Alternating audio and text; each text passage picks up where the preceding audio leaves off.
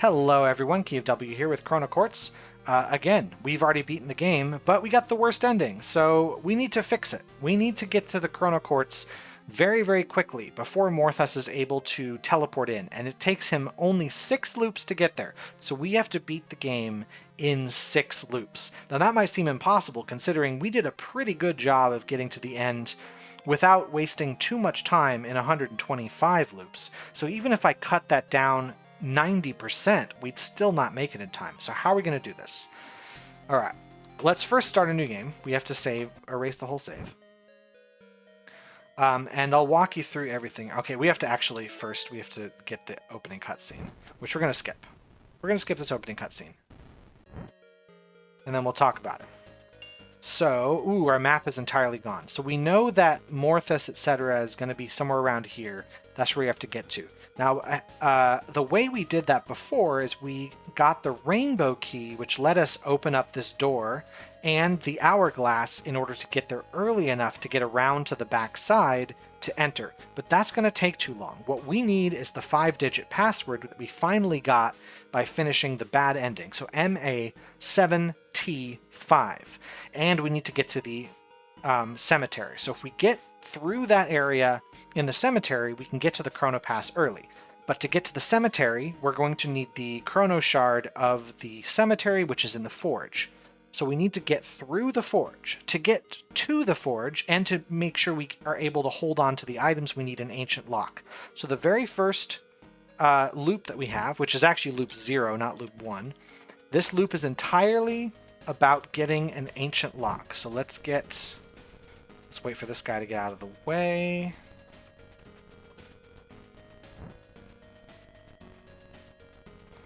Let's get him put to sleep. We don't need his sword at all. We just need the ancient lock. So we're going to hold on to that. And we're going to restart. Because there's nothing else we can do in this thing. We got the ancient lock on loop 0. We should still have it. Yep. Alright. We also can escape through this passage because it exists regardless of whether we got the monk staff or not. So loop 1, we just need to get the Chrono Shard of the cemetery.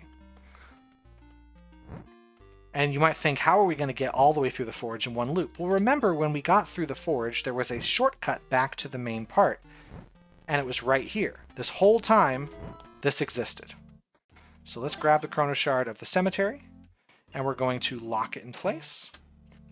And then we're going to restart. Hopefully I did that correct, just double checking. Alright, this is loop number 2, or number 3, I guess. It depends how you're counting. This loop, we're going to drop the Chrono Shard of the cemetery. And we are going to go... Well, we're heading toward the 5-digit passcode. We're not going to make it in one turn, so we actually just have to get to another checkpoint and activate it. Oh, that's not where we go, apparently. Okay, that's where we go. Activate it, because we're not going to make it any further. Oh, right, I'm a ghost. And now we need to get past this guy, which we just have to turn our back to him. And we'll make it to the 5-digit passcode here on our 4th loop, which is loop number 3. Don't get confused by that. Code should be MA7T5.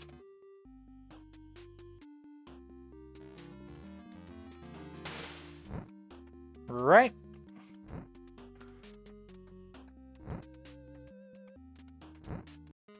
There we go. Now our 5th loop, we need to grab the Chrono Pass. We'll still beat good old Morthus. It should be loop number 4 is the 5th loop. So 0004. We got the Chrono Pass. Trouble is we're going to be trapped here. So we do have to lock it and restart. And this is loop number 6, our final loop. We need to beat the game now. All for the Chronoquartz. Greetings as the Guardian. I must warn you, you are not allowed to... Oh, you have the Chrono Pass. Come in quickly then, Solanum needs help. I just need to step aside. There we go. Hello, I am Solanum. I stay here to activate the...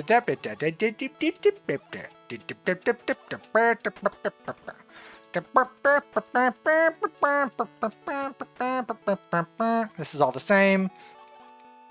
He's going to take me back before the Chronoquartz. Meow, meow, meow, meow, meow, meow. The Chronoquartz gave birth to Morthas. Without the Chronoquartz, there's no Morthas. I think I recognize you. You already tried to convince me not to create the Chronoquartz. I didn't believe you at the time. Thanks to the Chronoquartz, you will have a second chance to convince me. Activate this Chrono Point to reappear here in the past. Here, I give you my ring. It's my mother's. We're going to lock it. Just in case. It's my mother's, who passed away when I was a child. It means a lot to me. With it, the young Solanum will trust you more. Lock the ring to have it in the past when you talk to me. I give you a second chance. Good luck. Alright. We should be good.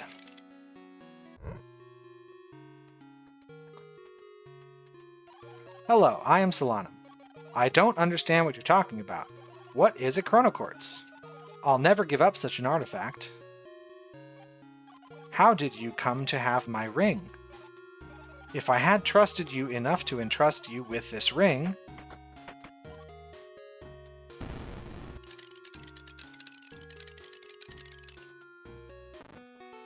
Alright then. We've reached the moment when a demon would have taken over the world if I had created the Chronoquartz. I wish I'd fought that demon. I'm sure I could have defeated it. No. The Savior said you would die fighting it. Nonsense. That's the loud-ass sound effect. He saved both world and time, yet none know his name. He mostly saved himself. He didn't want to be stuck in a time loop. That is correct. That is very correct. He wanted much more than that, I'm sure of it. Let me out! Is that it? I didn't fully listen. Still, I had begun researching the Chronoquartz.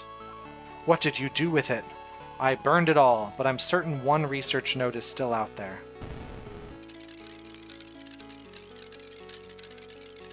Okay.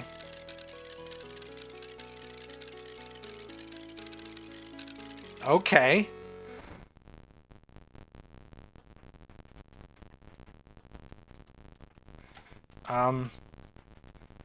Let me out? Was I sitting here for 54,000 turns? Just kind of hanging out? Uh-oh.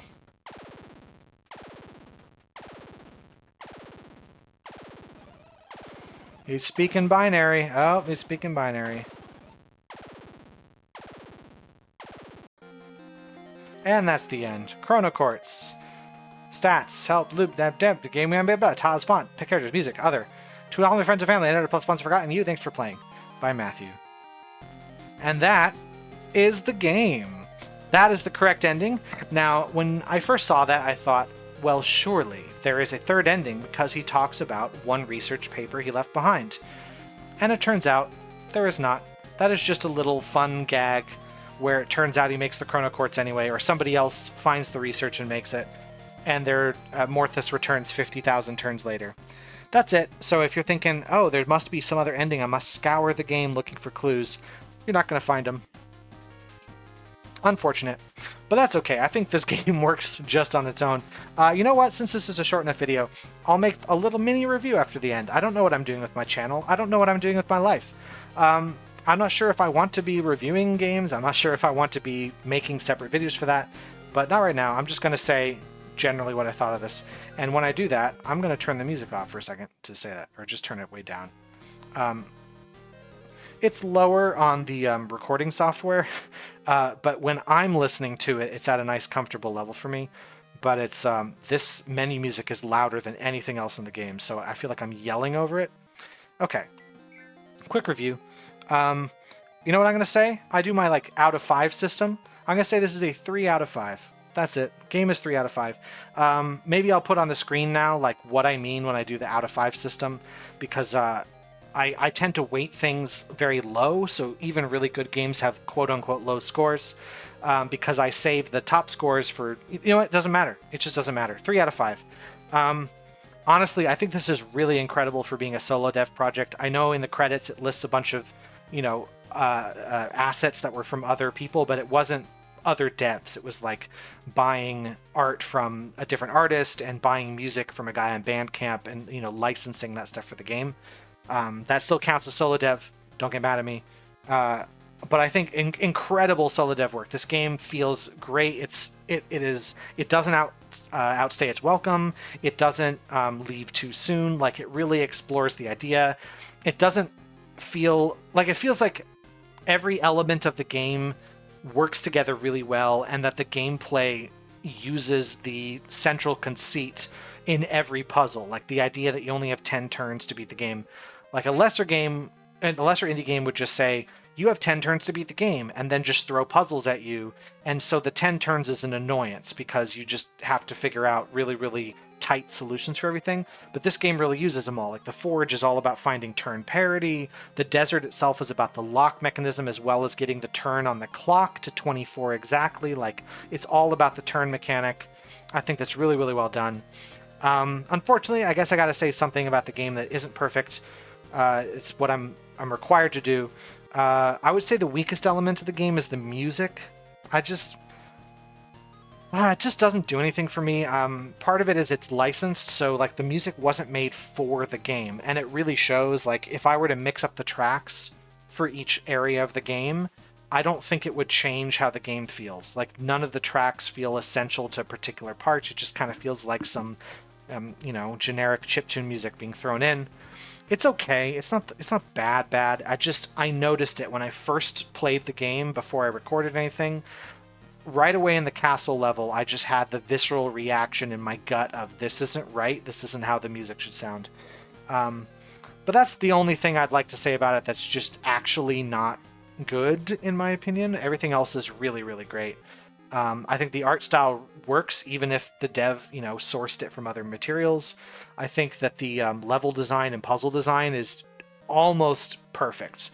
The only spot I don't think is in the cemetery. There's a puzzle with the flames that suffers from like a lack of feedback of what you're supposed to be doing. It's really easy to not understand an action that led to a result, but I won't go too much into that.